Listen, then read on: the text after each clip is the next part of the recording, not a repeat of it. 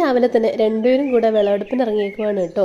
ആകെ കൂടെ 5-8 പച്ചമുളകും 2 തക്കാളിയൊക്കെയാണ് ഉള്ളത്. എന്നാലും ബിൽഡപ്പിന് ഒരു കുറവുമില്ല. എന്നാലും നമ്മൾ നട്ട് നനച്ചുണ്ടാക്കുന്നതിൻ്റെ സുഖം അത് വേറെ തന്നെയല്ലേ.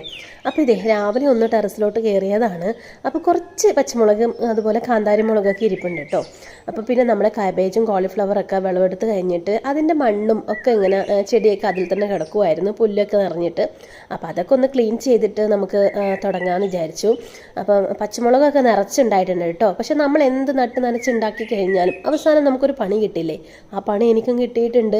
നിറച്ചും എന്തൊക്കെയോ രോഗങ്ങൾ വന്നേക്കുവാണ്. എന്നാലും ഇതുപോലെ ഉണ്ടായി നിൽക്കുന്നത് കാണാൻ ഒരു പ്രത്യേക ഫീലല്ലേ. എനിക്കതിങ്ങനെ ഉണ്ടായി നിൽക്കുന്നത് കാണാൻ ഭയങ്കര ഇഷ്ടമാട്ടോ. അത് ഒടിച്ചെടുക്കാനോ പൊട്ടിച്ചെടുക്കാനോ ഒന്നും തോന്നുന്നില്ല. എന്തൊരു ഭംഗിയാണ്, എന്തൊരു ഫിനിഷിങ്ങാണ് ഓരോന്ന് കാണാനായിട്ട്. അപ്പം ഞാനങ്ങനെ വെച്ച് ദൈവന്മാരൊക്കെ പഴുത്ത് തുടങ്ങിയിട്ടുണ്ട്. എന്നാലും എനിക്കത് പൊട്ടിക്കാൻ ഭയങ്കര മടി കേട്ടോ. നല്ല ഭംഗിയില്ലേ കാണാൻ, എന്ത് നല്ല കളറുകളാണ്.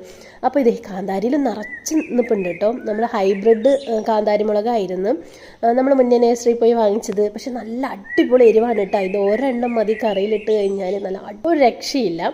അപ്പോൾ ആ കാന്താരി ഇതുപോലെ തന്നെ പഴുത്ത് നിൽപ്പുണ്ട്.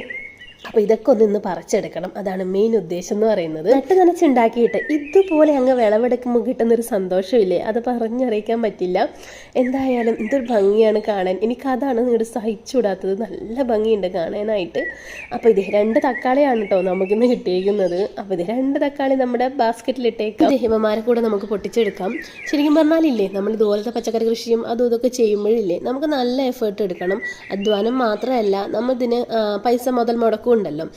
ഇങ്ങനെയൊക്കെ വിചാരിക്കുമ്പോഴേ നമ്മൾ വിചാരിക്കും കടയിൽ നിന്ന് 10 രൂപക്ക് പച്ചമുളക് വാങ്ങിച്ചാൽ മതിയായിരുന്നു, ഇത്രയും അധ്വാനത്തിൻ്റെ ആവശ്യമൊന്നും ഇല്ലല്ലോ എന്ന്. പക്ഷെ അങ്ങനെ ഓരോ കൃഷിക്കാരനും വിചാരിച്ചിട്ടുണ്ടെങ്കിൽ നമ്മൾ പട്ടിണിയായി പോവില്ലേ. അപ്പോൾ ഇതേ നമ്മുടെ പച്ചമുളകും കൂടെ കിട്ടിയിട്ടുണ്ട്.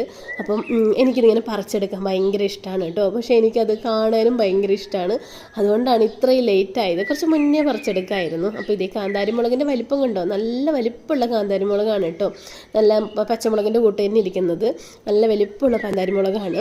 എൻ്റെ ചേലി കണ്ടിട്ട് എനിക്കിതേ കമ്മലാക്കി ഇടാനാണ് തോന്നിയത് കേട്ടോ. നല്ല ഭംഗിയിലേ കാണാനായിട്ട്. നല്ല പച്ച കമ്മൽ, എന്തൊരു ഭംഗിയാണ് കാണാൻ. വിളവെടുപ്പൊക്കെ കഴിഞ്ഞിട്ട് നമ്മൾ പതുക്കെ താഴോട്ട് ഇറങ്ങി വന്നപ്പോൾ ഇതേ നമ്മുടെ പാവക്കയിൽ 2 പാവക്ക ഇരിപ്പുണ്ട്.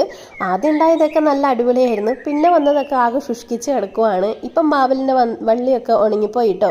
ഇനിയിപ്പോൾ ഇതേ പാവൽ കമ്മലില്ലാതിരിക്കണ്ട.